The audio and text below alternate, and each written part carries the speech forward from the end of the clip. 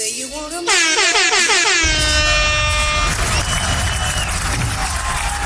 Ladies and gentlemen, boys and girls, I go by the name of Caution, Mr. 700. You're tapped into the Awwready Not Like Us podcast with my brother and also co-host Mr. Bryson Boompaw. How you doing, my brother? What's happening? And we are here with an illustrious guest today. I'm big on intros, so this is a big deal for me. I waited a long time for this interview as well. Funny backstory, I was talking to my barber who, kind of hooked this up for us. And when I brought it up, I was like, damn, J Rhodes? He's like, yeah, man, I fuck with J Rhodes, blah, blah, blah, blah. I'm like, man, I've been trying to get J Rhodes on a podcast for like 2 or 3 years now, bro. And he was like, yeah, right. I was like, bro, like I had to show him the message thread that we had on Facebook. Like, no, bro, I'm not like talking like a nigga who ain't talked to him. We can't get it together. You know what I'm saying? But yeah, we got a Grammy Award winning producer, GMA Dove Award winner, Billboard Music Award, Stellar Award winner, Gold Selling Music Producer, won Stellar Award for Hip Hop Album of the Year for Anomaly by Lecrae, received Gold Record for Anomaly, won his Grammy for producer on Michael. We got J Rhodes in the building. What's the deal, my brother? Hey, thank you for having me, man.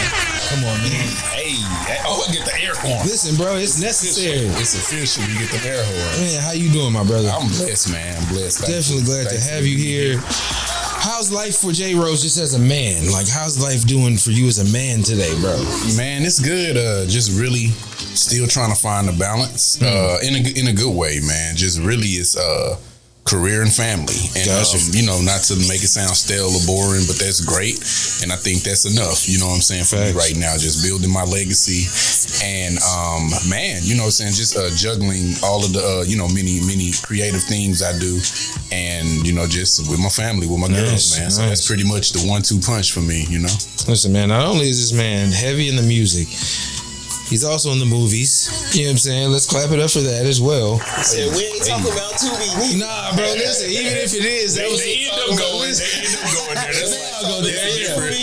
But the quality is next level. You know what I'm saying? It's a weird industry now, man. But I love it. I do try to make, my films that make you think, and some of my favorite directors, of course, Spike Lee, Quentin Tarantino, Jordan Peele, Ryan Coogler. So I'm all about quality, next level stuff, and film is my favorite thing to do right now. So I'm thankful that people kind of really gravitate to my film eye, and just my lens and how I view that medium.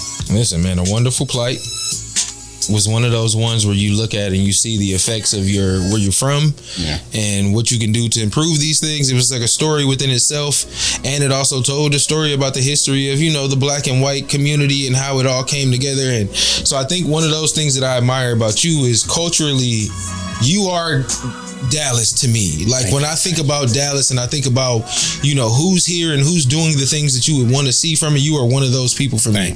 You know what I'm saying? And so as far as people I met, it's crazy we bring up Ja, because when in the process of me and Ja making the EP we made not too long ago, you were one of the people that he brought up. Like, hey, when we would have conversations about producers and like shit like that, you were one of the people he would bring up. And so to talk about that, like, what does it mean to be a pillar in the Dallas community, bro, and to be around as long as you have? Because I first found out about you. The first thing I saw from J Rhodes, I believe I was at some kind of producer event way back when. Because I found out about you through Necessary. Oh, that's my boy. Listen, Necessary is the first artist in Dallas that ever did a feature with me, that ever did anything like that. And so I saw the joint with you and him. I think y'all was at your pop's shop. Y'all did a video there. Beastie Boys. Yeah, man. Like, that was the first joint. You know what I'm saying? So that lets you know I'm not bullshit down here. You know what I'm saying? That's 2012. Yeah, you know what I'm saying? So that was kind of my first introduction to you. And I think when I first started doing podcasts, the All Over Radio podcast, we used to do a segment called Art and Life, and I segmented the Dallas producers out here.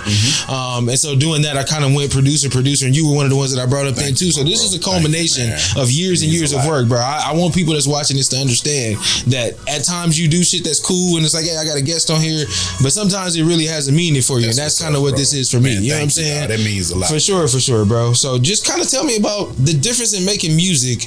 And we'll get back to my original question. For sure. Because I had a question. But tell me the difference in making music versus making movies. Man, okay, here's the thing. Like, music it's a level of mastery that I have with it. Like they say 10,000 hours makes you a master. I'm at least at 30, right? Oh yeah, facts. So at the end of the day, it's a lot of different ways to make it and do it. But at the end of the day, if somebody said, hey, we're going to give you $1 million to make a 20-song album in a weekend, I could go in there by myself, do it. I can produce it, mix it, master it, write it, and make it, right? Okay. And that's great and that's cool. But the thing about film is that I edit film, I write it. You know, I'm dabbling in the acting. I'm definitely a director.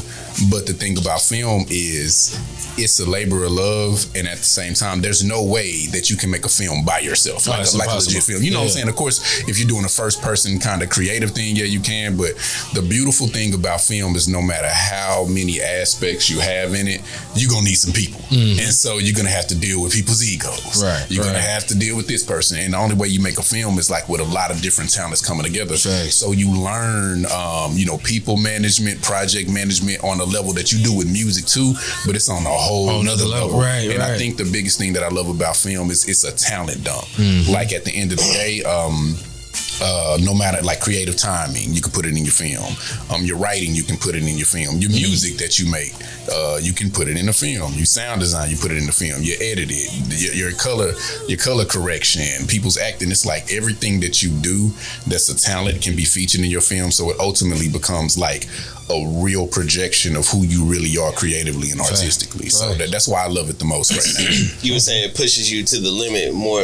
More Definitely. than the music ever has. Man, yeah, it pushes you to the limit because it's music and a whole bunch of other things. Right. And like even just editing it, like a beat really is nothing but editing at the end of the day. It's a form of editing, form of this, but a film is a form of editing on a whole nother level. Like it's just like a lot of different things that go to it. So it definitely, this last film, King of Dallas, just with all of the things that we had to do to make a post-apocalyptic man, so many costumes, effects, bro, on the indie budget, top, bro. I'm still recovering from that. Not only financially, like creatively. Like, it pushed so many people, so many different factions on set, so many different man. Are you able to do both at one time, like create music while making a movie, or is it just a singular focus type of deal? No, I can do both. I can do both. Of course, you're locked in.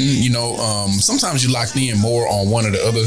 But I can definitely do both. I think they feed each other. You know, because once I start seeing some of the shots from King of Dallas and some of the things, it made me inspire me to go in there and like, yo, let me start making this and making some of the theme music. So sometimes your creative different mediums, they feed each other. And that's the cool part when they do. So you don't have to have them all in silos. And film is the point when you start making a film, it does feed every part of your creative aspects. It's the biggest thing. If you're structuring the film, it's hard. You got to get the budget, you got to get the people. And I'm working on a new film now, but once it's tough to get everything in line.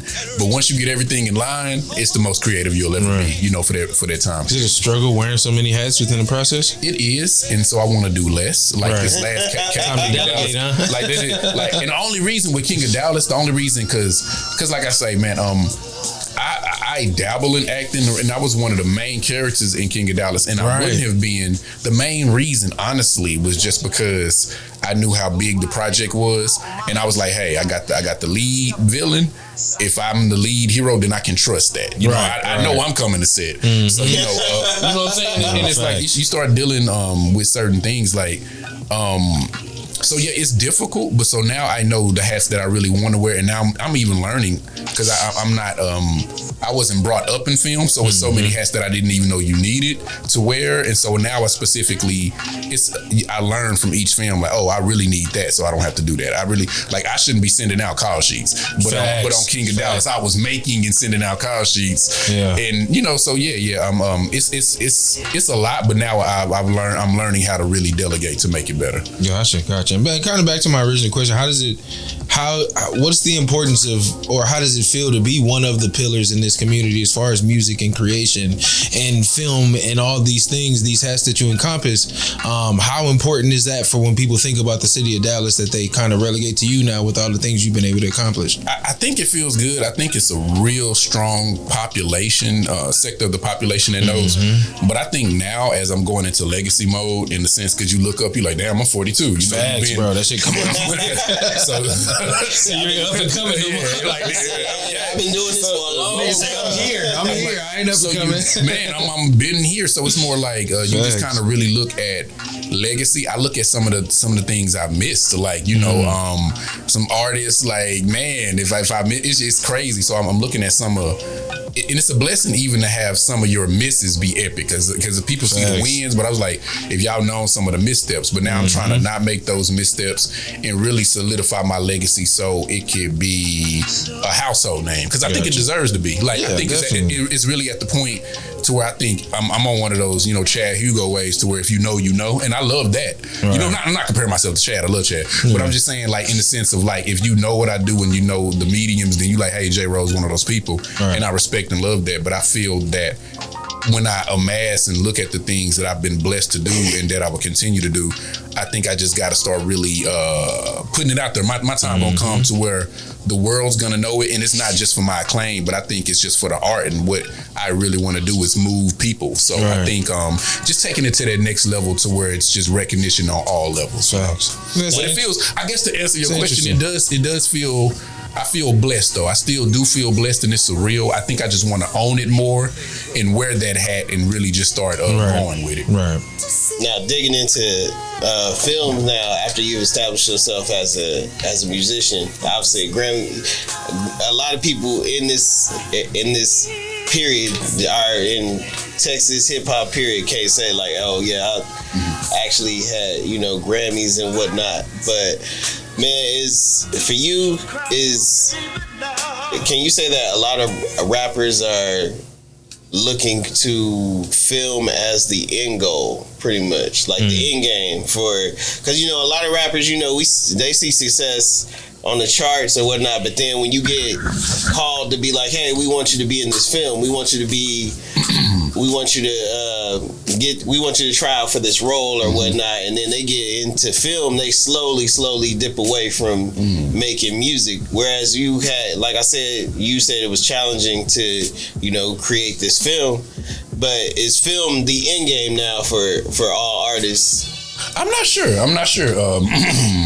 I know, like, I really can't say, and I wouldn't say that even film is the end goal for me. I think it's just another way for me to express myself.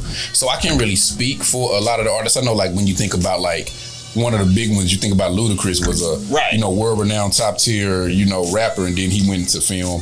I think one of the biggest things, I'm not even saying that it's the end game, and I think we may even touch on the music industry, but I think it's funny money in a lot of places, but I think the music industry can be so wicked. And I'm not saying that the film industry ain't, but let's just speak.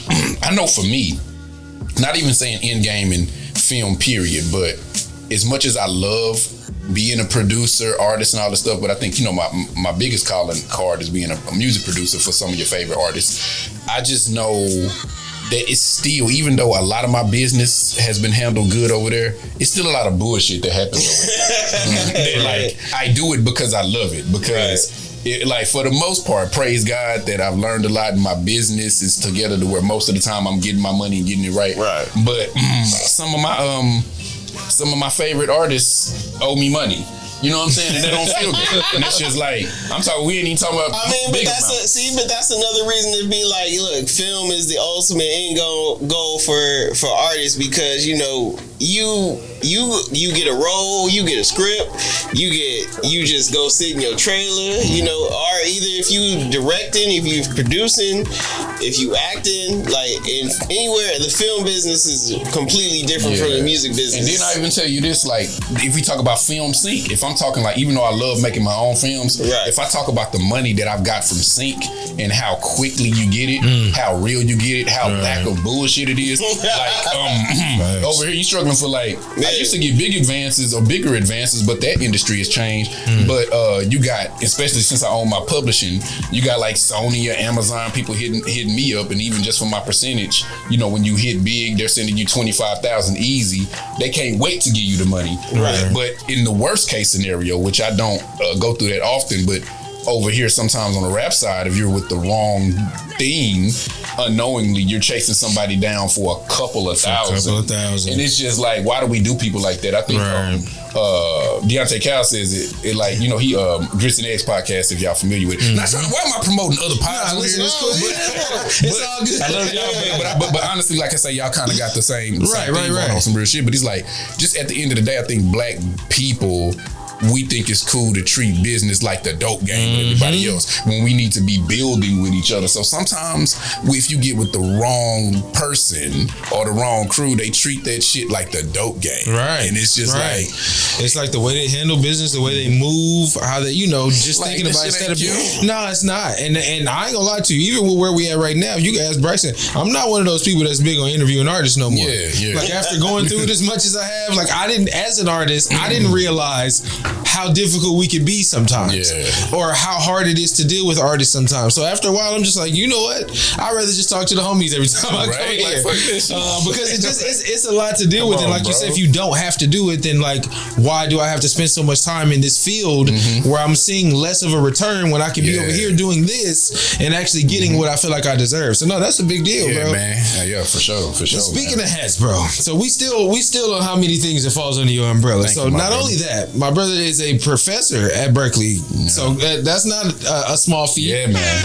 That's no small feat. We're talking about teaching music. You know what I'm saying? And not only teaching it, but doing it in a manner to where they want you there to continue to do it. I think a lot of times I see a lot of the hip hop people go and it's like, oh, I teach a class at such and such, and you don't really see them there no more. You see like a couple of different times you'll see them there, and then it's like, oh, I was an honorary professor. But talk about that. How did that even come about? Like, man, during 2019, it was like a little bit before COVID.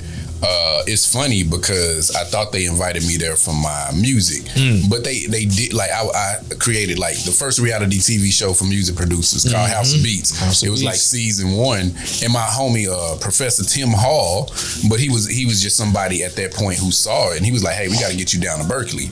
And so I got invited there, and of course, like to Career Jam, it's like the Super Bowl, the Berkeley Super Bowl. It's my first time in Boston, so you got this school, studios, music, all of these talented people like Quincy Jones with their John Mayer. We can go on and on. They invite you to this dinner, and at that time, Game of Thrones was my favorite show, and so the person who scored Game of Thrones, they invited him to the dinner.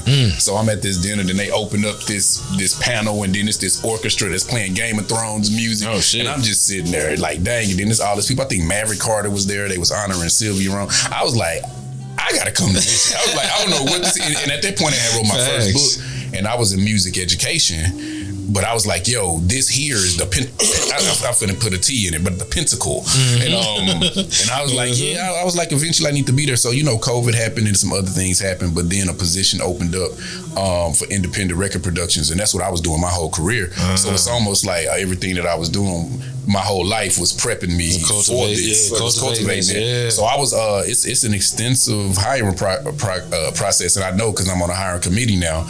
And man, the extensive hiring process had so many applicants. They said I was hands down the candidate, and since then I've been there since January 2023, man. You know, how does it feel to be a black professor in Boston? How does it feel, bro? That's a whole boy. Because I can think about it. If you think about it in your life, you say I'm gonna be here, I'm gonna be there. Like if somebody asked you as a kid, what you want to do when you grow up? I'm not gonna lie to you. Not saying I wouldn't want to do it, but to even think that it was a possibility from where we come from, is like you're not even thinking about getting there. You know what I'm saying? So how does it feel to be in that realm as, you know, who you are and what you represent? It's still surreal, you know, even when you make the post, and of course you making the cool post like this and this, you know, because you try to force yourself into talking your shit. Not that you don't mean it, but you just, because I think we do so much that, like, when you are a goal getter, you do something and then you're looking for the next thing, You know what I'm saying? So I think I'm still now, just as I go into my third year, trying to process exactly what it is, especially as I learn it more. And it's the most humbling thing you can do, because at the end of the day, for you to know something and know it in and out and to do it every day, but at the end of the day, to come in that classroom teaching all these classes, trying to bestow it on people, and like it's tough. Even when it's different. It's different because it doesn't mean that they're gonna receive it. You know what I'm saying? It doesn't mean that you just, what I've learned is just to do your best, you know what I'm saying, and just let the rest resonate. But it's humbling. It's a very humbling experience because, you know, it's not about what you've done at that point. And like I tell my students, sometimes, like, you know, you got these best case scenarios when it really reaches people, but when you're in there trying to teach somebody, and then, you know, somebody can have the attitude like, you know, just arms folded, you know what I'm saying? I'm trying to teach me. I'm playing, you know, paying all this money a semester to do this or whatever. So, but it's just humbling to, no matter what, be professional and just keep your eyes on the go and know that sometimes it's not all about the immediate result or the immediate applause, but it's about the tree that you grow. Because I say, real quick, I say teaching is like a scary performance, because when you're performing, you hear the crowd roars and it's all this and all that. Sometimes you won't hear the crowd roars in teaching for 10 years down the road. Oh, wow. Because sometimes it's like this, but that thing you said then, it'll get a crowd roar once they get a placement and once it resonates. It's taking time to resonate with so them. it takes time to resonate. Is it ever hard for you to, as an educator, to turn off your brain to enjoy the music? It's tough. I have to balance it now. It's really tough because we have a big workload at Berkeley, and of course I do so many things. There's so many things going on. Like a lot of professors, and rightfully so, that's like pretty much, they kind of, for them, even though we have to do things to stay relevant in the industry, but honestly for me it's different because I'm very active still, and a lot of people, not everybody, because some people still do their thing, but once you go to Berkeley, it's enough work for that just to be it. And so for me, it's tough because I have to stay relevant and on it at the same time teaching. So it is very tough, but I think I've really learned my balance. And what I've learned to do in my classes, because I try to shorten the learning curve so they can learn things in the industry, I try to make a lot of my industry work schoolwork. You know what I'm saying? So when you do that, it's kind of the stuff that they want to know, they want to hear, they want to do. So if I'm making the beat, I'm presenting in the class and breaking it down. And that way, you know what I'm saying, you can double dip as far as doing what you need to do in the industry and servicing your students as well. Right. Do you ever talk to your students about the difference between making great music and making a great product? That is a good point. In a sense, I do. Maybe I don't word it like that, and maybe I can. But I think, you know, because great music can be relative, etc. But I teach them both ways. Like, I think what I do that kind of speaks to what you're saying is I never really shut down something that they play or something that they do. I always try to say, okay, well, maybe even if I don't like that, maybe that's good for a video game. Right. Or maybe if I don't, you know, this ain't for me, this can be there. I always direct them to the business of what they created. I tell them like, hey, this is the kind of music I like, this is what I look for.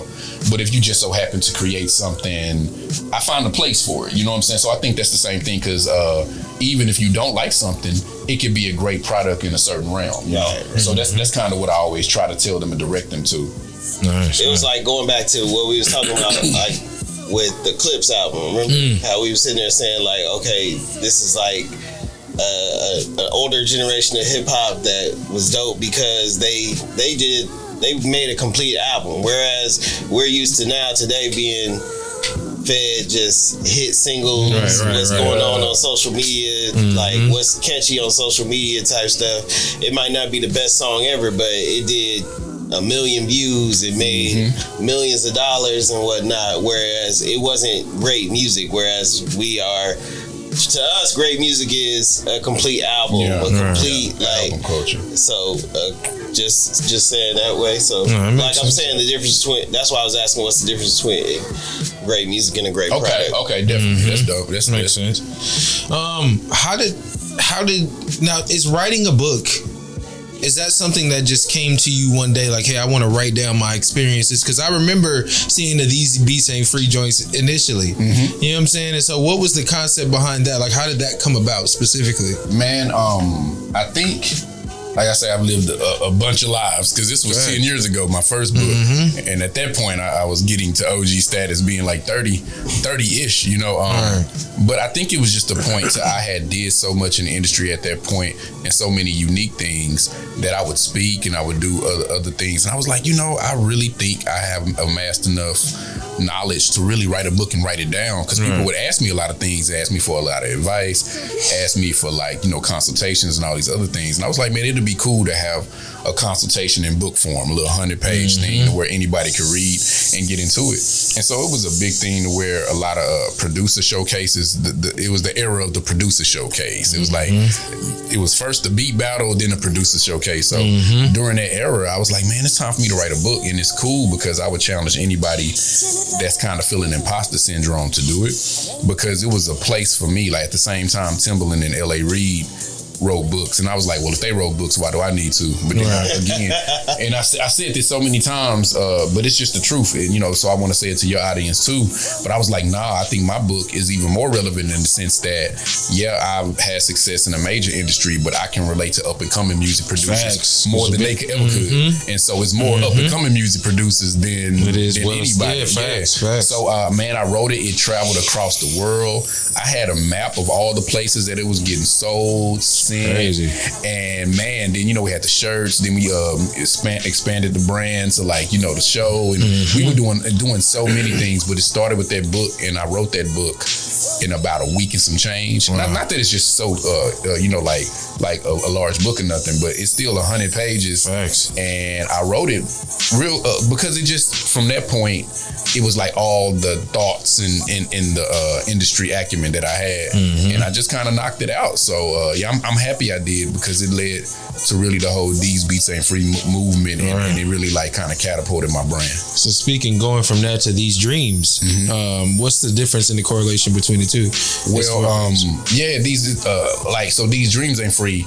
10 years happened, like, you know, love, loss happened, you know, went through a divorce, started getting into film, started getting into any other things, became a Berkeley professor. So I just started expanding my career out so much and learning so many other things that I think I didn't want to just focus on music producers. I think I wanted to focus on dreamers and entrepreneurs in general, you know, just life and all of those things. So it pretty much still can help up-and-coming music producers, but it pretty much just was for anybody chasing a dream or pursuing something.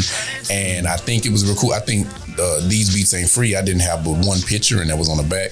But These Dreams Ain't Free, you didn't even have to read the words, and you could just see the pictures and just see all of the many places I've been, all of the many things I've done.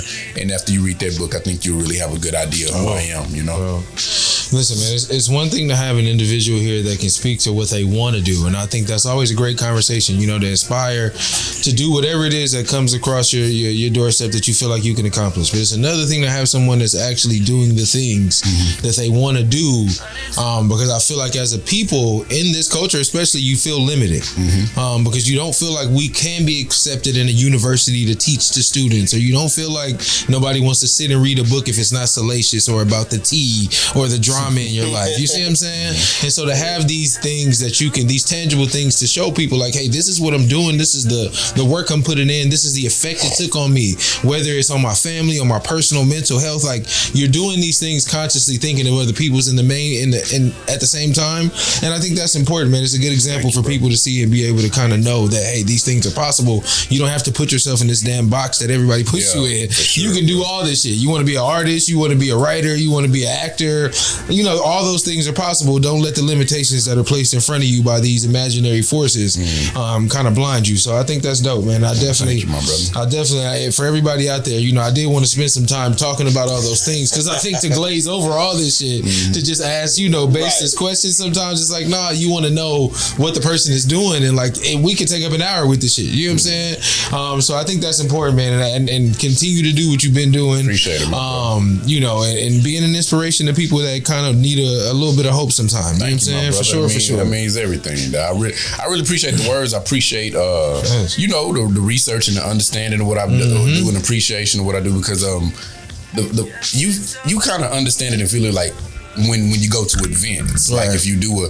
drive-in movie and hundreds of people show up, or if you do a movie premiere or something like that, or you throw a party. But for the most part, it's just you in your room sending emails, the work don't nobody see. You don't, and like I say, you don't really experience the people who really appreciate you, other than, you know, people hit you up and stuff, and sometimes you gotta push past that. But it's cool to know, like, you know, that people vibe and rock with you, even though you know it. But it's always cool to hear it. You know what I'm saying? So I appreciate you, bro. Gotta feel it, man. All right, so look, we got some the normal run of the show. You know what I'm saying, that we normally do.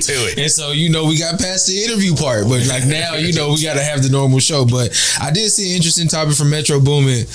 He just put out his recent, I guess you can call it a mixtape. I guess that's what he called it. It's very Atlanta centered, very centered around. I noticed a lot of Atlanta because I seen Jermaine Dupri doing the same thing. A lot of Atlanta, it's different, but they still trying to capture the essence of what Atlanta sound should be, right? So it's the strip club sound, the dance movement. Like they trying to get away from I wouldn't say get away from trap, but they trying to re-usher it into like the dance, back to the strip club sound, which I see Dallas is kind of doing too with the boogie movement. I see they kind of circling back around to it, but we'll talk about that too. Right. But he made a statement that music should go back to being regional, meaning you should sound like where you from. Yeah. And I think it's an interesting concept because that's how we came to know about a lot of our favorites. Mm-hmm. But I think it would be a little limiting. You see what I'm saying? I think it would be very limiting for that to be the case. How y'all feel about that? Man, you want to go? Because I got a feeling, but I just, I'll let you guys go by all means. Nah, I rock with Metro, like foolproof. But I do think that's limiting. I think, man, I don't agree. I think at the end of the day, as long as you have an essence on what you influence, because what it influenced by, I think as long as you're grounded in it, right? Like I'm grounded in the South in a sense because that's where I'm from. You hear my accent, etc. But I had so many different influences but that's why my beats are so unique. You're gonna hear this or you're gonna hear that, but that Oak Cliff is gonna be in there. But I think as long as you're grounded in what you're doing, you know what I mean? I mean, everybody, as much as we love the pimp, that's that pure Texas stuff, and that's cool if you got that. Right. But I think it's an artist I'm working with and gonna be working with. I don't know if you're familiar with Hashi Sensu. I just seen that too. I seen y'all working. Hashi is my boy, and Hashi is grounded in a lot of different things, but he's so expansive. So I don't know if you to tell somebody just to sound like a thing. I think anytime you put a box on anything, that's not what you should do. Right. And I love Metro, so I think. I don't know if he wants anything boxed up. I think it's a more underlining thing that he's saying. Right. And I wish he would, kind of really more specify exactly what he's saying. Because right now it's very limiting. I think he was saying when he said he wanted it to be more regional, I think he was talking about going back to the feeling of like back in the day where you would, like us being from the West Coast, like we would hear Snoop, everybody that on the radio all day. And just hear like that type of music all day, being where we from, and then like you would go to Miami, you would go to Atlanta, you would go to Texas, you would go to New York, and everywhere you went, like literally it was like night and day as far as the regional music was played. Like you wouldn't hear, the music that you used to. You would hear like what's going on in that area for the time being. I think it's crazy though. Go ahead. I think it's crazy because the complaint from a lot of people, especially in like New York, especially is their radio station is dominated by Atlanta. Like that was like the thing for a long time, is how the South was dominating like the radio stations in the East Coast, to the point where they were forcing the East Coast artists to start making music and using a lot of the sounds and the beats that they were using down South too. So I think it's kind of crazy to say that, considering how strong of an influence Atlanta in itself has had. I mean, but it was more so now it's changed because regional DJs have haven't been as prevalent as it is now. Like now, I mean, by the maybe mid 2000, maybe like 2010, 2015, whatever at the time. Yeah, 2010, I would say.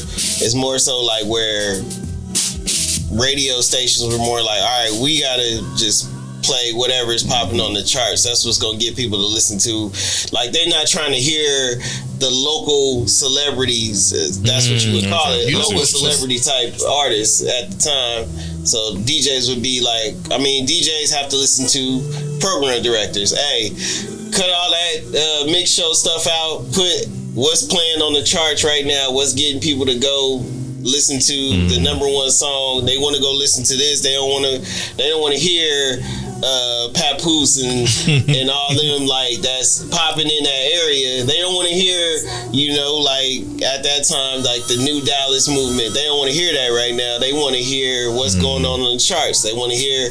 I mean, at that time in the early 2000s, Dero would be the only person that would be safe to be played on the radio at that time because he had Ice Cream Paint Job and Get It Big and all that. And okay, even Tom and them, if your stuff wasn't playing on BET or MTV at that time, they wasn't trying to hear that on the radio. So you had to play, you know, what's popping worldwide or on a global scale, pretty much for it to get played. But I think now it's gotten to the point where, you know, there's no such thing as a regional DJ now. There's no such thing as on the radio like, oh, we got such and such. They from. There's no more Greg Nice's, no more Funk Flex is doing what he. I mean, it's still Funk Flex, but he's not doing like that. But it doesn't serve the same purpose. They're not having the same purpose as being a pillar or being the person that stamps like regional music. It's like now we playing whatever's just popping right now on the radio. That's it. Whatever. It don't matter where it's coming from. So I think the tough thing as far as just wanting the regional sounds, if you think about like, you know, Pimp C or A-Ball, MJG, you can even be specific, or Dayton Family. I'm talking about so many, or if you go over like to Quick or Oakland and stuff. It's the internet and just everything travels so fast that it was easily to be like, don't get twisted, people still have their regional vibes, but it was so easy just to be so different when everything wasn't shared so much. Like TikTok, so it's so global, which now that's a little tough. You still need to have your regional influences, but back then when, you know, Too Short was doing his thing and then you go to the East Coast, it's like you actually didn't know what the fuck was going on. That's kind of how, when I first got to Texas, bro, I didn't know what chopped and screw music was. You didn't know? Like I got here in 2004, like into 2004, 2005, I never heard a chopped and screw song in my life. Oh, look, so I remember being graduating from high school and going to parties that summer, at house parties, and somebody tried to play a chopped and screwed song. Obviously, we from Cali, so somebody tried to play. I remember, I'll never forget that. It was a Ja Rule song, and it was chopped and screwed. And we was like, "What the hell is this?" And they was like, "Yo, this is like the new thing. Like this is what they listening to. How they listen to music in Texas and stuff like that." We was like, "Cool," but we in Cali, turn that shit off. Nah, bro. The first time I heard it, I remember I was sitting in the car with some of the homies when I first got to Texas, and we smoking and shit. And like one of the songs came on, and they were rapping to it, but I'm thinking like, okay, I only asked 2 questions. Like I'm in the back seat, you know what I'm saying? They in the front, you know, they hear it, they know it word for word, so they singing it, they going hard. I was like, bro, am I high or is this song going slow? And they was like, nah, bro, you not high. That's how it's supposed to sound. And then I asked another question. Why is it distorted? I said, what's wrong with it? Then I was like, is there something wrong with your radio? He was like, nah. I asked no more questions. I was like, y'all got it. Let me just shut the fuck up and listen, because obviously I'm the eyeball out here, and I don't know what's going on. But I think that's important though, because there's songs like, you know, coming from Cali that I sing and know by heart that like my wife will hear now and she'll be like, what is that? And I'm like, you've never heard this? You've never heard Weak and Freaky by Corrupt? Like you've never heard it. But it's just like you just don't get like how far music stretches sometimes and how far it doesn't. You know what I'm saying? Like a person who may think that they this big, nobody probably's ever heard you in Texas. You know what I'm saying? So I think, like you said, the internet caused us to be able to like mix it all together. So now I know what y'all listening to in Dallas. You know what I'm saying? I know what y'all listening to in fucking in Omaha. Like, bro, I tell a story. We went to do a show in North Carolina recently. The show gets canceled an hour before, right? So we in fucking High Point, North Carolina, with nothing to do now. You know what I'm saying? High Point, North Carolina. Just think about that for a second. We're out here in High Point. High Point, North Carolina. Mind you, without the internet, you would just be like, well, fuck, we got to drive around and find something to do. Nope, I just looked up because we pulled into Charlotte when we got here. We flew into Charlotte, so I'm like, Instagram, things to do in Charlotte. Boom, a list of shit pop up that we never would have known.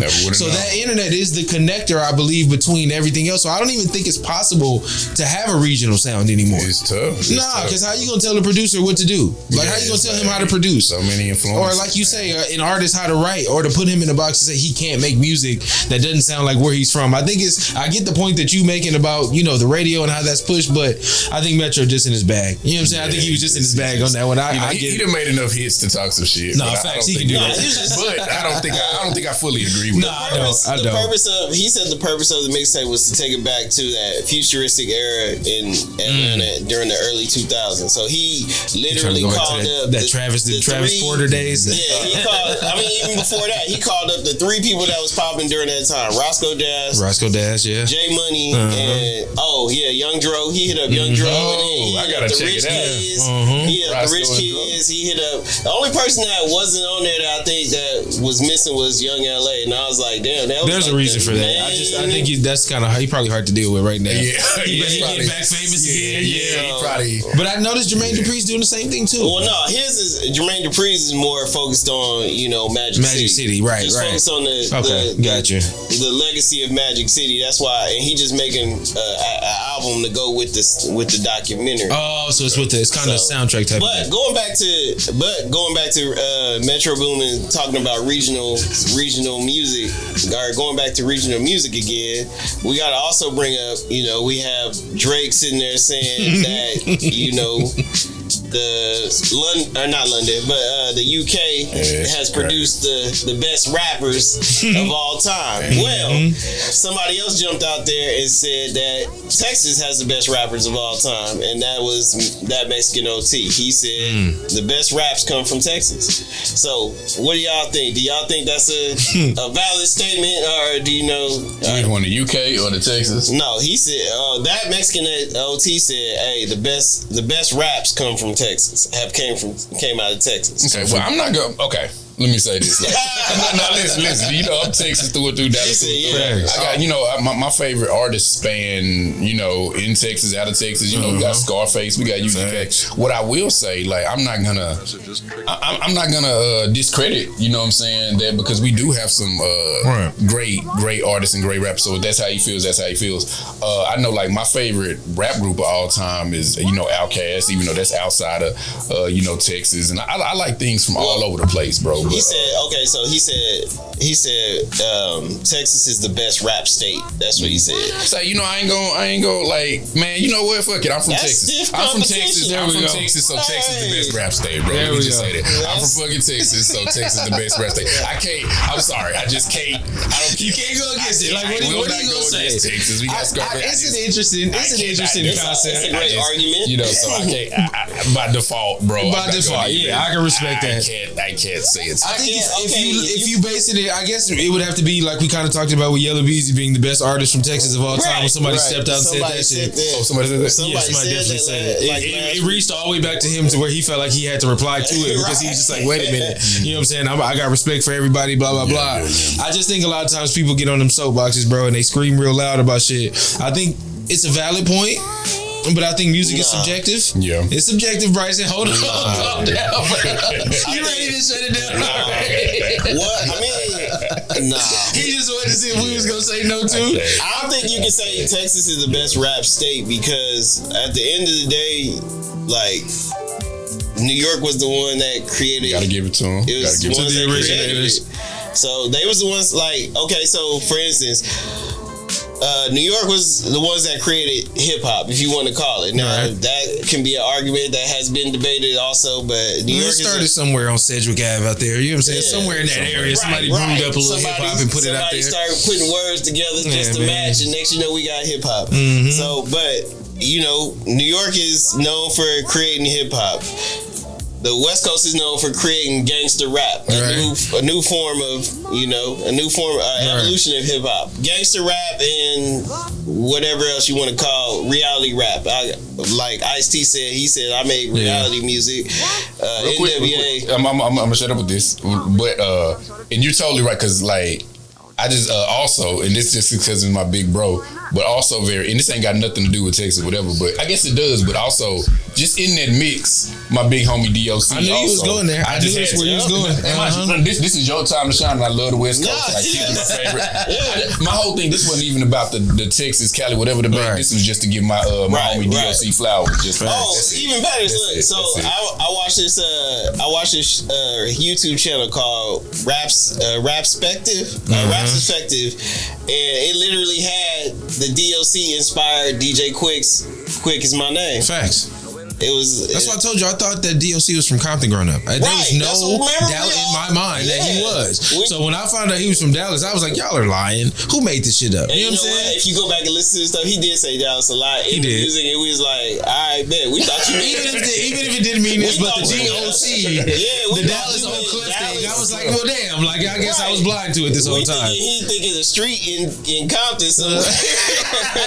Well, I just never knew, but like coming to think about it, I think the influence of the South has been heavy in rap a long time. I just think the credit for what the people in the South were doing in hip hop at that time goes unseen because they weren't loud voices. You see what I'm saying? So there was a lot of it that was going on. I just think it just took it took a little while for it to like turn into what it actually did. Right. Because it didn't just start in Atlanta. I think a lot of people feel like Outkast coming out the way they did kind of branded the South mainstream as far as people being able to receive it. But it had been going on for so long before then that it's kind of like, you know, niggas was out here putting in work a long time, bro. Like I didn't even know about the early Nemesis days and all that shit before I got here, and how deeply entrenched in the hip hop world they was and who they were working with too. So and then the boogie movement even which we stole. Y'all really did. We allowed y'all because I think we were so we allowed it. Yep. We wouldn't we were so big on like what we wanted to represent us, etc. But we didn't understand that we've created so much that we should have just been happy to have it. Then you know now y'all were teaching us how to Dougie, and I even think some of that. But it's a lot of things in Dallas that just haven't been. Like Dallas, period, Texas too, but Dallas specifically. First of all, it's a slap in the face for us to sit there and make a song called "Teach Me How to Dougie." And not only that, we acknowledge Dallas for teaching us how to Dougie. I just get that. But see, I feel like a lot of them artists. I think the public perception of like the boogie movement caused a lot of them artists to move away from like continuing what they had already done because it was so big. Why would you stop it? I think people was talking shit about them dancing and that being the representation of Dallas at that time, that they all kind of veered into like, okay, let me try to make street music or let me try to make mainstream music instead of just continuing what you were doing. Like when I saw Beyonce do the Ricky Bobby, I was like, well, oh shit, like this is all you need. She's on 106 in Park doing a dance from a nigga from Arlington. You see what I'm saying? Everybody in the world doing the stanky leg. You see what I'm saying? But they stole it and didn't give. I mean, they stole. Or we didn't steal it. I guess we took what y'all did. We took what y'all did. And made it, like you said, you made it a hot line, I made it a hot song. In a place where you wouldn't even think that you'd be able to get off with that kind of shit. Like, think about it. The fact that the Cali district was like, hey, I ain't from Dallas, but I detail boogie and go all the way to #1 on the charts. Like, radio plays.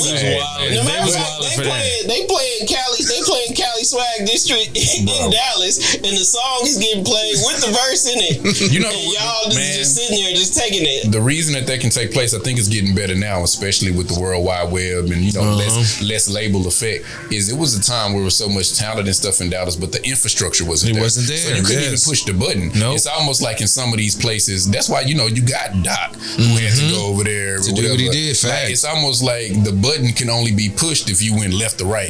You know, and I think that was still the same thing during the boogie movement and some of these other things where they had people that could push that button really. Where down here it didn't seem like the infrastructure was there, and I think I'm sorry, they not like us, because if that was some West Coast shit, we would shut that whole radio station down. There'd been 50 Crips and Bloods. I'm gonna tell y'all about the West Coast. Everything down. Y'all ain't playing nothing. y'all look, man. One thing about y'all, man, unity. Even if you go to the pop out, and Kendrick Lamar been my favorite, artist for a long time. Facts. But still, even if you think about, man, it's just something about, even because when my first time going to LA,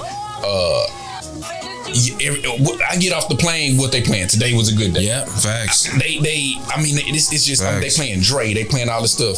Y'all got love. Yeah, really, y'all got love for culture. Y'all got mind you, it can be some beefs here and there. I get it, but y'all got embedded love, especially for with culture, Southern California. It's because a lot of the artists that make it from Southern California are from a centralized place, so it's not like this wide spanning thing. Like Dallas is fucking huge, right? So you could be from wherever you are in Dallas and really not even touch bases is with somebody else on the other side of town because of how widespread it is. In Compton, bro, it's 100,000, 150,000 people. So it's not hard for Kendrick Lamar to come across to Dr. Dre if he's dope. It's not hard for, you know, for Soundwave to be one of my best friends growing up because we all grew up around each other. You know what I'm saying? So it's a little bit different for us. You know what I'm saying? When I got here, I didn't realize how many people were in Dallas, bro. I didn't realize when you add Fort Worth, like you see what I'm saying? It's one of the biggest areas when you it's just expansive. Exactly, and the market is one of the largest in the country. So it's like I get why at the time there wasn't an infrastructure because how do you do something that you have never seen? Like how do you put all this into a system that works and is profitable for everybody as well as ushering in these youth to be able to make the music they want to create and still not fucking rob them blind. And so I think that medium was always like, hey, I got somebody who know how to do this, but he may be one of them niggas you don't want to deal with. So it's like you skeptical. So now you trying to build. I want to build my own team. Everybody got a team, like you say, these little islands. Everybody got a DJ they work with. Everybody got producers they work with. What I will say is, and I've always said this, the producers have always had their shit together in Dallas. Always, it's the best producer. I will put Dallas producer. I will never argue that. It's anybody. No, that's the one thing. I will never argue that. Like you know what I'm saying. Anyway, but let me talk about the producers. The producers, I'm telling you, I've been in it. I've been in the mud. I know them, especially like we are a beat battle generation. Not that it's all about that, but we got it out the mud. That shit was important, bro. Like, them beat battles were important, bro. I will put people that you never heard of against anybody, and it's the difference. I ain't mad at the hits because that's what we ultimately do. That's like the NBA when we make songs and stuff. But if we go into the court. And if you want to get a squad, I will put a Dallas just roll squad. Your ball out there, bro. And see who got the best beat, the best tracks that somebody. It's a difference, of course, when you're making a song, it's lyrics and stuff that carry it. But a beat battle or something is playing something with no music, keeping somebody's attention and making them move. And I'm saying that that's everything, but even like beat battle plus just industry stuff like Dallas producers, man. Like man, I've sat in rooms with the producers. Like I did some series. Shout out to Amp Buchanan, that's my guy. Amp has had me in the studio a couple times, and I sit there and I see Lone Star walk in the studio. Then I see Donnie Domino in the same session. Then S1 will walk in the studio, and it just be like, damn, like y'all niggas just come in here and do this together. Like this is how I'm even with you. Like I've seen you with S1 in the studio with all kind of people. DOC, Ja Born. It's like I don't see that friction that rap, and of course because rappers, there's the machismo aspect. There's I gotta be tough. There's I gotta get it out the mud. I gotta be that nigga. I can't be nobody's gonna little bro me. See, these are the things that you work against as an artist that I see the producers don't. They come in, they embrace each other, they fucking make beats together. Like my mind was blown the first time I said in one of them sessions. Like I'm just there to record, but I'm seeing it like damn, bro. And even at the beat battles, there's battles, but when the battle is over, the producers are getting together and creating music together. Talking, it's like, duh. You know what I'm saying? Like, why is everybody not doing this? And so that era, though, bro, I swear, was one of the most important eras for me to see. Like, I got to meet so many people. I met fucking Cardo at one of them. Yeah, Cardo. You know what I'm saying? He from Minnesota, but he's out here. So Cardo was a part of the culture coming up, and just being there and seeing that everybody's kind of egoless here. It's not about who's the best, nigga. We in here working and we enjoying each other's company and work. So no, that's definitely the truth, bro. Like, man, Cardo, the producers always had it together here, bro. And I'm gonna always give my flowers to y'all and what y'all have done because you all continue to do it. If you're looking for success rates and to see the tangible things that come from this shit, look at the producers. I see Grammys. I see plaques from platinum to golds. I see unity. You know what I'm saying? I see quality work. I see work that's with some of my favorite artists. Like, so it's there, bro. I just think people overlook that aspect of it as if it's not as relevant as the rapper. But it's like the producers have always had it, and I'll stand on that. Dallas's producer circuit is top producer tier. and musician. Musicians as well. It's funny, the producers and the musicians, we hobnob, like we like this. If you start talking about like that's a fact. The RCs and all, you know what I'm saying, all the people like, you know what I mean. Man, we can go out all day like Snarky Puppy, just like man, we can go all day. But anyway, I also got a fact check. Look, so back to that for us to Teach Me How to Dougie. Teach Me How to Dougie came out in 2010, right? All right, guess what? Y'all had the road popping in 2009 and 2010. The road was that nigga though. With Walk It. But he wasn't part of the boogie movement, though. Exactly, he wasn't part of the boogie movement. Not necessarily. Get it big, all that. He was popping from 2009, 2010, 2011. He had everything going in Dallas at the time. But Y'all Let Us Steal, probably one of the biggest songs of y'all. Like, as far as like a movement goes, y'all, that was probably one of the biggest movements, I guess, that people still reflect on to this day. Yeah. And it was like, I just don't think that there was any direction after that. I think after you had those hits, like the all of that shit came, and you seen like the Ricky Bobbies, the Stanky Legs, what was the other ones? I'm missing a few. Halle Berry. Halle Berry. Yeah, it was regional. I don't know. That kind of shit, bro. I think that's in a circle. Or like there wasn't any. There was like after that. Like how? What do you do after that? Like what's the like? Do we continue to make this kind of music on some Yin Yang Twins type shit, or do we transition into what we feel should be cool, or like what the standard is? Like I just don't know where it went after that. Why did y'all let everybody just steal the wave? The thing about it, when you say y'all, like I ain't had nothing to do with it. I ain't trying to be funny. Like I just it's one thing. Like I have common sense and I got business acumen, so I had thoughts. But it's one thing like. I had thoughts of how it should be, but I didn't have no influence to say. And who knows? Like I wasn't in the position. So shout out to DeRoe and them for being in the position. But there's certain thoughts that I was just like, man, maybe it should be like this, and maybe it should be like that. So I'm just trying to get my opportunity so that I can do what I think needs to be done. But like I just did it, just like you say, maybe direction and maybe infrastructure and maybe like goals. I think another big thing is like we talked about the producers, we talked about the musicians, and the artists now. Like it's still so many talented artists, past, present, here. It just feels like there is no connection. Like, why can't, like, I don't even have to go outside of Houston, but even if I went outside of Houston, just like you go from like Bun can be connected to a Tug can be connected to a Big Edge to a this. I mean, I'm just saying, if it was just the synergy of these connectivities of an artist ecosystem, or even like maybe in Atlanta where they got Patchworks and other places where people go, like where do you go for us to meet up and make music? Whereas like in Atlanta, people could be walking through and I heard Guwap doing this. Let me hop on this. So let me do this. We need like a place where all of these producers and these people can meet so that we can make music together and build a community. And it's like we don't really got that. And it's just like these separate sects. It's too many of them. Yeah, it's too many of them. And I think which is going to lead to my next point. That's a perfect segue. I think the industry and the way that it's worked for so many and the negative stigmas of it cause certain artists to not want to work with other artists because they don't want to see somebody using them. They don't want to be used, and a lot of people don't want to be manipulated in the situations, so they tend to stay away from it a lot. You know what I'm saying? And then like we talked about, it's the I want to be the man type of shit. But what's your perception on the music industry and the moving parts of it and like how it works? Because a lot of people have this thought process of what the music industry is. And I'm gonna say this and be honest, a lot of niggas feel like they're a part of the industry and they really not. If we really being honest, like let's be completely honest. Do you think it's as bad as it portrayed, or is it more so like user error type shit? It's it's so cliche. It's both, but it's a pretty bad place, bro. Yeah, it is. Let me be honest. Like it's in a sense of like, and right now it's crazy because it changes so much. It used to at least be bad, and we knew the game plan on what it was. Right. Now it's so many moving parts on what we don't even know what really is the industry, bro. What really fucking is I don't know. Now? What I do know, man, it's just a lot.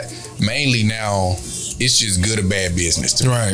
If you're gonna be in the industry, somebody, and then it just boils down to good or bad business. But I think the user era would come right now and not being as well researched as you can be. And I think, man, people fall off. A lot of people fall off because they want to get in arguments and trip off things before the money is even. Yes. Like not knowing that's fucking up everything. Yeah, I think at least even when you see some of your favorite groups like behind the music and then they made $10 million. At least the first part is they made $10 million. They sold 5 billion records and fell off and started hating each other. We can't even get to the hating each other after money's being made because we don't have business here. Like you got these people arguing interviewing and doing all this stuff when we need to be building community, and let's at least fall off actually after we actually got mansions and all that together. But I think so I think that's the user error part of it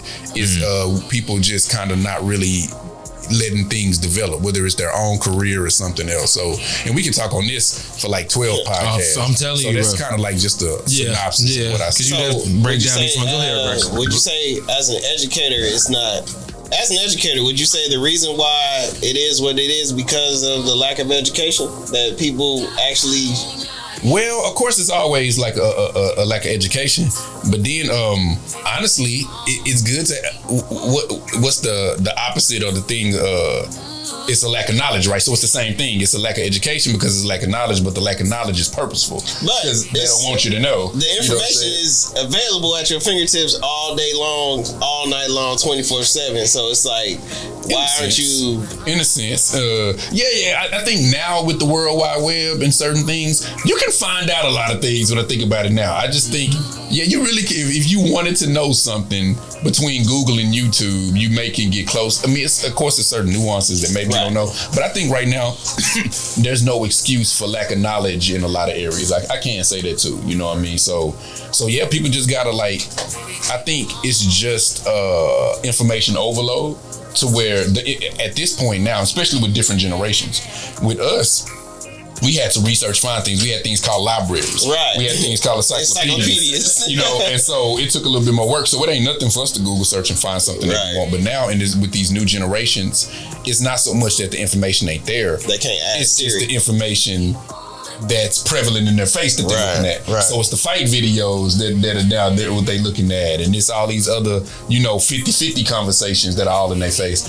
I think now it's just information overload to where you get so tired of seeing things, you don't even think about unplugging and looking for what you want. But there's no excuse, but that's just kind of what's happening, I think. But even the artists that you are working with today, would you say that you would advise them to, seek out education or take a class or just, whatever, just to most definitely learn more about this business before they get into it? I think you should learn. I know for me, when I was making beats, when I first started making beats, I was in my dorm room and then I got my apartment and I had hundreds of beats and I was like, man, I can have these beats, but if I don't learn how to get them out, then nobody's gonna hear them. So from that point, for a producer in 2003, which is totally different than now, I did what I was supposed to do. I started kind of researching and trying to learn. So I would definitely say learn the industry and not only learn the industry, but learn business period and learn the industry mixed in with technology and things, because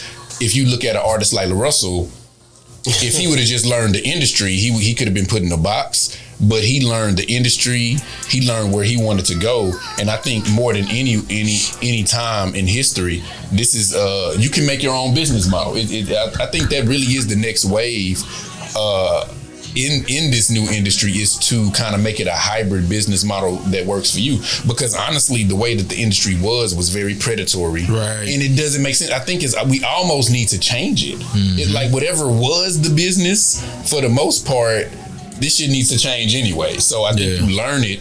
You almost need to learn the industry so you can overcome the pitfalls.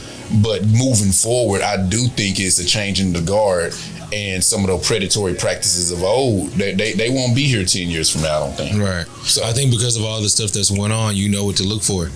I think back then you were just, and a lot of people get into things very naively and just kind of thinking that everybody has your best interest at heart. And you find out slowly but surely that that's not the case. You find out slowly but surely, bro. And to see that, I guess, is disheartening. It's disheartening, and then you kind of go into it with a different perspective of I don't want to fuck with nobody. You know what I'm saying? It kind of, those things can have an effect, and you get enough people with that mindset. Now everybody's just out for themselves. No, you're not looking to see how you can help or somebody else can benefit from what you're doing. You're just looking to turn a profit. So no, I think that the industry is very, and I always question that. If you can see, you see all the things that goes on in the music industry, and you see the negative aspects of it and what people go through.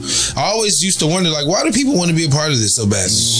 You know what I'm saying? Do you think that all of this shit is just happenstance? Like things are just happening, or do you think that it's happening to the people as a part of this industry because of, like you said, them not knowing what they're getting into, and then kind of going into it naively thinking that everything's gonna be okay, and then they get done wrong, and now they all have these horror stories to tell. You can go through all your favorite artists, and they're going to give you. They may be great now and own shit now, but if you give them the chance to tell their whole story, somebody along that timeline has screwed them over. You know what I'm saying? And I just think that that's the part about it that people don't really look into. And I brought this back. I told Bryson this the other day. I ask a lot of artists that come on the shows like that I have interviewed, do you still have the aspirations to be a rap star? And I think they all think I asked that because they're like, oh, do you want to be what we've always wanted to be as kids and shit? But I'm like, no.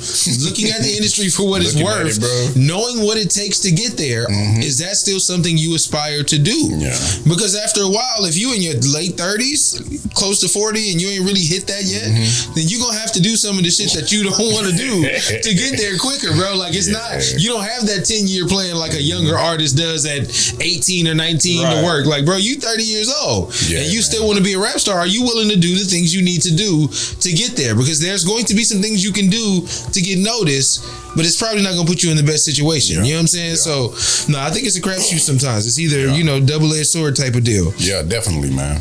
All right, this one can be quick. We ain't got to elaborate on this. I just got a question, right?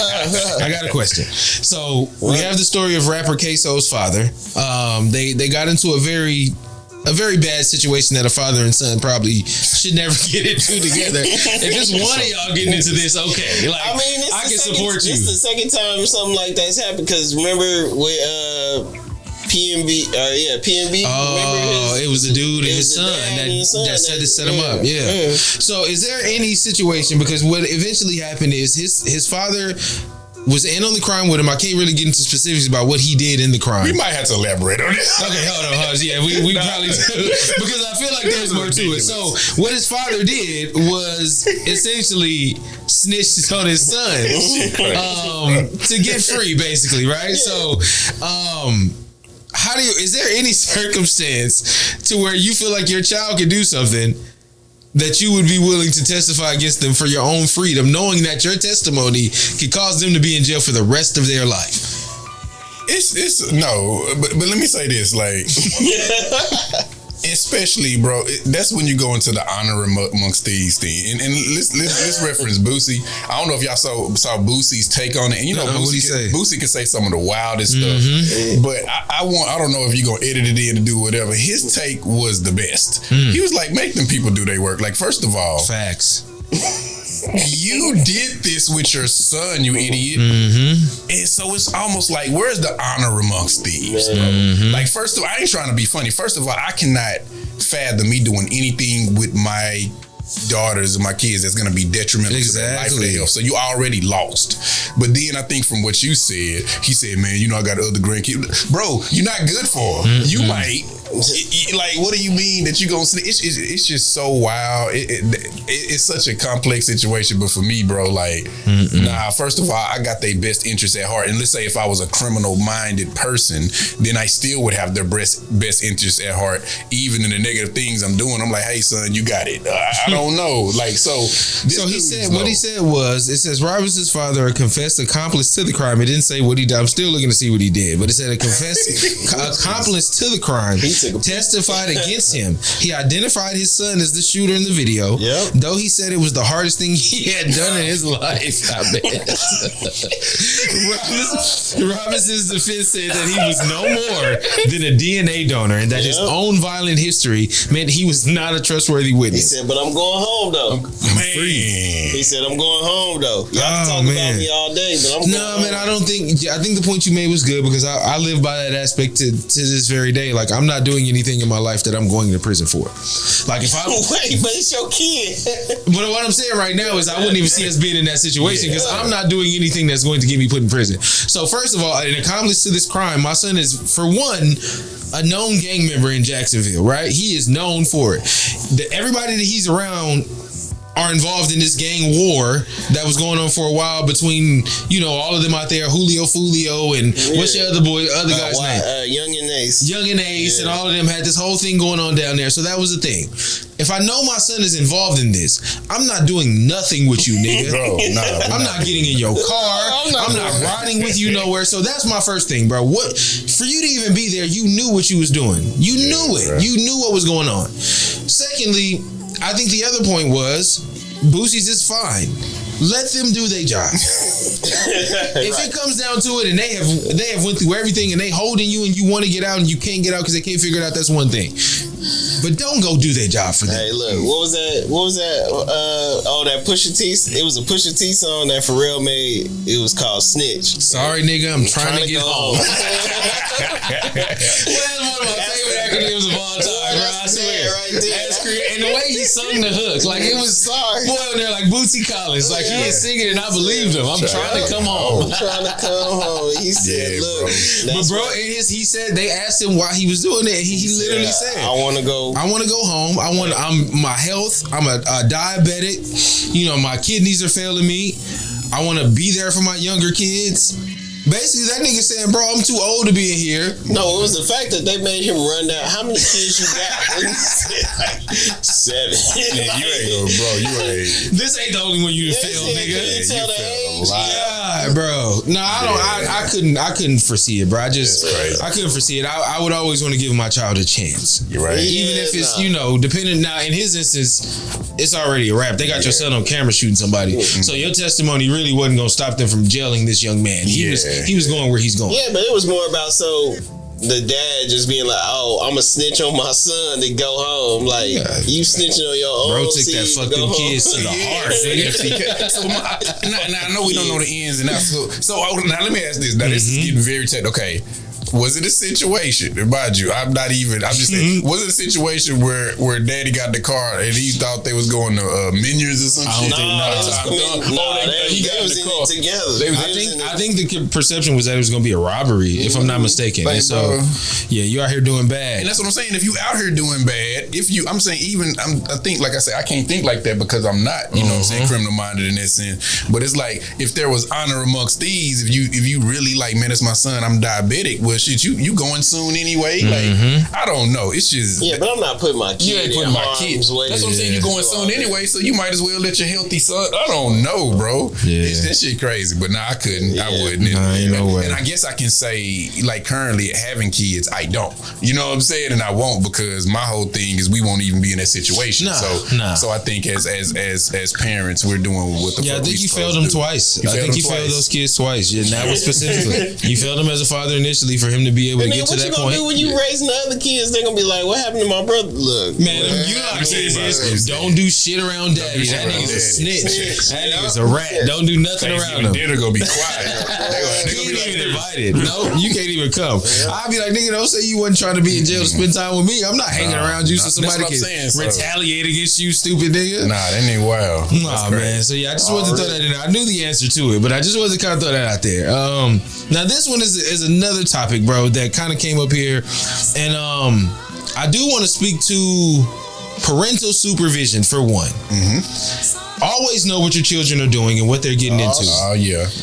Even if it's just periodically checking in on what they're doing, like I got multiple kids here. You know, I'm not I got twin daughters that are 13 years old, and you can only imagine the kind of things they do, see, or say, right? And so you have to constantly check in on these things to see what's going on. But I did see a mother's post on TikTok where she was saying how she was just completely appalled by Roblox terms and agreements, apparently. And she didn't like the access to it. I guess she saw certain characters doing things in the bed. No, her son saw it. Her son couldn't read, and she had she said the son was 4 years old. Right. Playing Roblox. And she said she saw certain characters without take their clothes off, getting in the bed. Hold on, what happened on Roblox? Yeah, so like characters taking the clothes off. So like there's certain the characters are already naked. Okay. It was two naked characters, and they were performing. They were doing they were pretty much simulating sexual acts. Because they have certain games on there that are role play versions. Right. Like they can do role play. They can get a house, and then like I've noticed my daughter be like, "Hey, we're playing house here, and I'm the dad,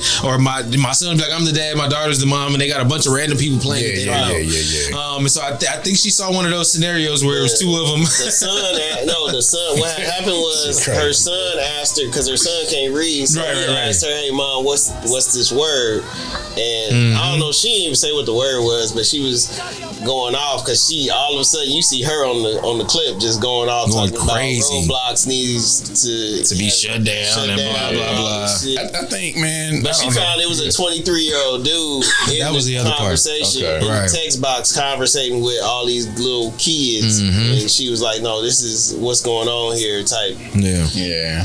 And from my understanding, I heard Roblox costs money. Like, they be asking for money on Roblox. Well, you can buy things. Yeah, it's Robux. Robux, yeah. And so what they do is you use that to buy different things in different games. So like my son would be playing a game, that same one that her son that was playing, but you can dress your character up. Right. But you got to buy the clothes. So he'll be like, "Dad, I need $5 so I can buy this shirt, this Supreme shirt, and this headband, so I can run around and all the kids." You know what I'm saying? Put some water.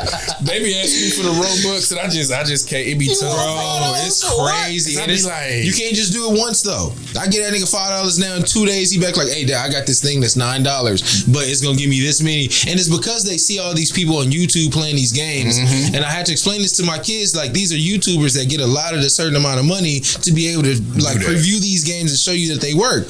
I was like, they don't just play every game on Roblox. Not even that. I think for them, if they got followers like that, I'm sure Roblox they got money, right? No, like Roblox or whatever is paying them like, "Hey, I'm sure, I'm sure we gonna advertise this outfit or whatever, and people gonna go buy it." But you know, the kids don't see it. They just see this young dude on here reviewing this game, and he got a ton of money on here. He doing what he want to do, so I want to do what he's doing. But what I had to do was, and I'm not gonna lie, I took away like the personal chatting feature on there. Yeah. So like, you can't send my kids a message, and if you do, I get the notification for it. So what she? I need all that. So my kids is on Roblox and Minecraft. I need that. That's it. Okay, so it went from Roblox to people sitting there talking about Roblox, Minecraft, whatever, all these other games that these kids is playing. But so, like you said, you obviously put all the parental guidance on there. Based on this lady's rant, would you say that she was accurate about what she was talking about, or she was inaccurate? Because, like you said, you a parent too, and you put all the precautions on there to make sure that your kids ain't in here. Well, yeah, I think there is twofold, right? I think you reserve the right to be upset because you didn't know that your child was being exposed to these things that, as a parent, you would prefer to be the one that exposes them. Yeah. Like, you want to have those conversations. I don't want my kid coming to me asking me about something some dumbass person on Roblox said to them because they don't know what it is. So I get her outraged there, but you should never just slide your kid something and be like, entertain yourself for 30 minutes or an hour, or you see what I'm saying? So I think it's kind of twofold. Not a 4-year-old at that. Nah, 4 is super young. Like, but you still want them to be able to do the things that other kids are doing. You just got to stay on top of it, bro. You gotta be in the how easy is this game for a 4-year-old to be able to play? How easy is this game from a 4-year-old to a 23-year-old to be able? Well, there's the 23-year-old. There's some sort of deficiency. He's yeah. There's a chemical imbalance there. But these kids, they grew up with this technology. That's true too. So it's like where some games you're probably better than me. Like, the way they mind works, because it's like they grew up with it. Yes. So my daughter be wanting me to play Roblox, and then my mind's on bills, music, and other stuff. She be killing me on Roblox every single time. Like every single time. So it's like they advanced on something. Some of the games are advanced, but like you say, for me, it's like, I know we be busy, we live lives, but I try to stay at least understanding of what's going on. So you can't. It's a dirty world. Take the phone sometimes. If my daughter's, I got a 9-year-old daughter. She'll spend her whole day. Like, I'll get up for work 6:30 in the morning. Her iPad light is shining in the room. I know what she's doing during it. It's the summertime, so I'm gonna give you a pass. I get it. Go to bed. But there's times, bro, where she'll be sitting there doing something, and I'll be like, "Hey, let me see your phone. Let me see your tablet." Real talk. Yeah, just give it to me. And I'm gonna go through it, and she always be like, "What you doing?" No, I just want to see what y'all talking about in this little chat. I don't even care what the other people are saying. Right. What are you saying? And if somebody says something left to you, did you tell me that they said it? Because Roblox has this thing where if the kid says some crazy shit and somebody reports it, they'll get like banned from it. So my son, badass little nigga in there now, bro, be like, "Oh, I'm not using Roblox today." Nigga, why you not using Roblox today? Let me see the phone, bro. And if you, I swear, you go to it and when they log in, it'll say you've been banned, and it'll give you the reason and what they did and said. That'll tell you why they got banned, bro. Man, okay. That was a whole different conversation. You gotta have that because even when you be like, not my kid, hell no, I see my son say the most reckless shit on there.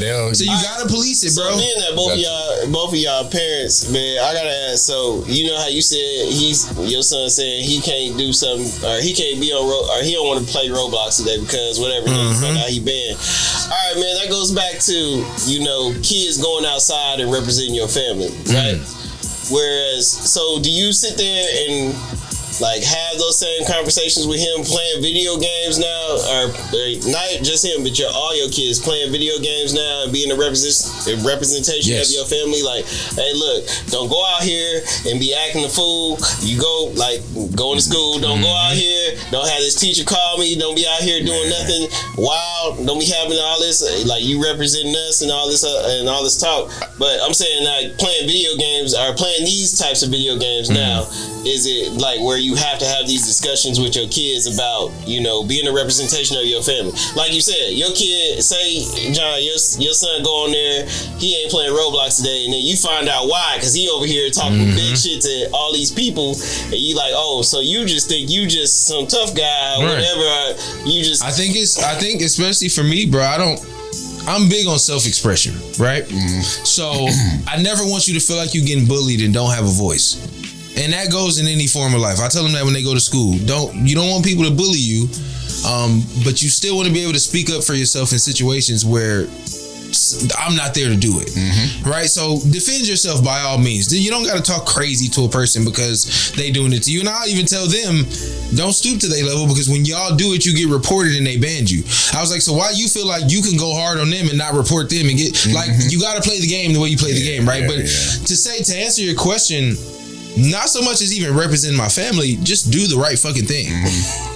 My thing to my kids every day is like, especially sending them to school and the teacher has to tell me she had to tell you to stop talking 2 or 3 times.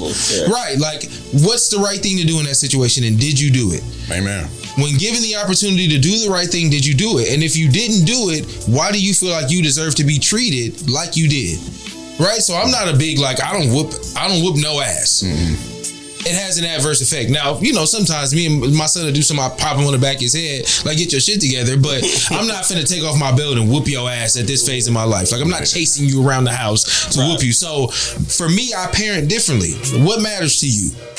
You see what I'm saying? What matters the most to you? Because this ass whooping will last 3 minutes, and you back to your tablet talking shit. Ass whoopings last a lifetime. That's abuse. That's abuse. I don't want that. I don't want to do what my mother and father did to me. I talk to my homie, like, I talk to some people, I just be like, man, we used to get our ass beat. And I'm just like, was that the way to do that? Bro, why was I so terrified of my mother? All 5'4" of her. Man. You know what I'm saying? Like, the smallest person ever is because they didn't have any limitations of what they would do. Naked ass whooping the hell out of you. Talking about what kind of humiliation type shit. I'm thinking about but you gotta think about it though, like what happened, like, obviously everybody is different. Slope there.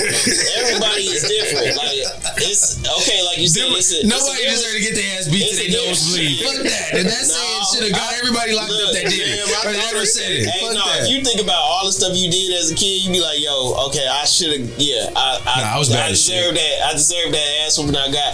But I'm saying, like, everybody in here got their ass whooped or whatever. And look at the person you grew up to be. I don't like that. Let me say this. You grew up to be. And I think it's in the middle in the sense, like, I do think I'm not. It's a fine line. It's a fine line because I haven't given. I think the only whooping I ever gave out was to my first daughter. There was one time she had a terrible tooth. It wasn't nothing crazy, but it was enough to get her. I had to whoop her since I don't really give out whoopings. But I think, man, we do say that, and I get it, but I don't know. I think this generation of parents, especially the ones that really evolved, are getting it even on another level. Like the conversations we have with our kids, the voices that our kids feel they have, and just the understanding. I'm thinking about some of the ways I relate to my kids and some of the things they do. It was so different between me and mom and I. So I'm not saying I think we take some of that good stuff too, and I know we always say, oh, well, look where we are, in a sense. But then it's a lot of people that I know got them whooped whoopings out here. They got the whoopings, nigga, and they whooping other niggas right now in the pen. So I ain't saying that I promise you, it's not always. It's not always like that. Say some of them beats built some tough prisoners. It's definitely a fine line. I think we're the generation that's kind of getting it right and finding those things. So I understand sometimes, like, as long as I mean, in a sense, if some people still imply whoopings, as long as you love them, I'm not gonna tell you how to do that. No. But I do know that I haven't had, you know what I'm saying, and I'm a softer parent. Like I'm not saying that's also me. I'm not saying that I do it the best, but I've been chilling. You know what I'm saying? But at the end of the day, what I do know is that my kids do know that it's a certain level, right? Facts. That when they know I don't play, because I play a lot. I'm chilling. I'm goofy. That's usually me. Yeah, I'm when it gets to a certain point where they're well behaved, they're respectful, they do their thing, and then they're all good kids. Yeah. And they do know that it's a certain voice and a certain tone and a certain level of disrespect where I will flip, and then they know their boundaries in that sense. So you know. Yeah, no, and I think that's a part of like good parenting as well, is when your kids know when and when not to. But I think the issue is when you're not parenting completely and the kids can't decipher the difference, and then there's that disconnect to where like the disrespect comes in, because it's like I don't know where the line is, and it's the parents' job to draw the line. And I notice it sometimes when I'm joking with my kids, like you know, I'm free for whatever you want to say. Like me, I have mixed kids. My older two kids are mixed. They're from a prior situation, right? So we make a lot of racial jokes. We do. Like it's just I'm not gonna lie to you. We family though. You see what I'm saying? But we talk to each other that way. But we don't go outside. They know when it's time, like when daddy's not joking. You see what I'm saying? And so I think that goes back to what we talked about before with the way that you parent, the things that you, and I hate to use this in this because this is a business thing, but you kind of inspect what you expect. Like if I want to have a certain type of relationship, I want to avoid having to whoop your ass every time you do something. I got to find your triggers as a parent, right? That falls on me though, because the easy route is pulling off a belt and whooping my ass. I wish my mother would have talked to me more. Because half the shit I was doing, I was only lashing out because I didn't have the communicative aspect of it between her. Like, I couldn't go to my mom and be like, man, mama, staying at home with my two little sisters is stressful as hell. You telling us not to go outside, and I'm looking out my window seeing all my friends, we going outside. You see what I'm saying? That's tough on us. Not, boy. But they not going to sit and listen. She going to be like, what? What? Don't talk back there. Everything was talking back. Everything was talking back, bro. So I get it. And I know that comes from them being raised a certain way. And so I've always had that leniency to say they didn't necessarily have the tools, so I can't expect a perfect scenario. Y'all lucky. I was raised. I mean, obviously, I was raised by a single parent. So my mom my mom talked to me and whoop ass at the same time. It was fucked up because she would give you this lengthy ass conversation about what you did wrong and all this other stuff. Yeah, she gonna do that. They'll do that, and then but there's no talking back. There's no communication. It's just you talking to me. She'll let you get your stuff off. She's a godsend. It's like a movie. It's a surprise climatic ending. Like, hey, I sat here and thought it was over. I thought it was over, but hey, she gave me the villain speech. Here's the post credit. She gave me the Bane villain speech. I'm thinking I'm gonna walk out of here. Talk to me and with my ass. I want one or the other. Pick one, bro. No, man, I think it's a way to be effective without doing it. But like I said, I don't judge anybody that does, because I don't know your circumstances, and maybe you got a kid that don't really budge, and so you need a little. I've seen some badass kids, but then again, kids are only a representation of you, like you said. So if my son isn't here acting up and we can't conduct this podcast, it's not his fault that he don't know how to control himself, bro. Because it's on me. You know what I'm saying? See these kids, and I just like I be seeing them, and I know, like I say, I'm a chill parent, but I'm like, oh, I know my kids would never do that. Facts. So many. I love it. I'm like, yo, never would. I just like, how did you get to a point to where your kid does that? Facts. Like some of the stuff that they be doing, I'm just like, so you know that you kind of got it in. Man, shout out to single mothers, bro. Yeah, shout out to single mothers. That's all I'm gonna say, because you know how that goes, bro. You know how that goes, and you know it's a lot tougher than, you know, to even think about, because like I think watching my mother as a single mother, I saw it from a different perspective. But like having kids now and the times where it's just me and them, and I'm like, damn, I would have to do this all day, every day by myself. Like I couldn't imagine how she went through what she went through raising 3 kids on her own. How do you do it? Like how did your mom do it back then and not be there? That's what tripped me out. My mom worked a full-time job. Yes, bro. And we would see her before. I mean, we would see her when she going to work, and then we wouldn't see her until that next evening. morning. Yeah, I would see her like same shit that evening. Yeah. You gotta get home. Ain't nobody there. It's just you watching. You and your siblings watching each other the whole time, and you better not do nothing. Nah. So I think what they did was, especially if you were like I was the oldest, so I think what happened was they instilled a lot of trust in us back then. Like I wouldn't dare give my kids a key to the house and be like, walk home from school, come home, don't go outside. Nigga, hell nah. Are you serious in the world we live in now? But that was my life every day. And granted, I would take advantage of it. You know, I would do certain shit I was supposed to do. But I think they instilled a certain level of trust in us to where it was like, now we get older and be like, oh, we would never do that. Like, bro, I used to leave. I would get out of school at whatever time you get out of school. I come home, change my clothes. I wouldn't be back in the house until the street lights came on. Until the street lights came on. I didn't have a cell phone. That nigga didn't know where I was at. Nowhere. You see what I'm saying? Like, she didn't have a clue. You better not leave the street.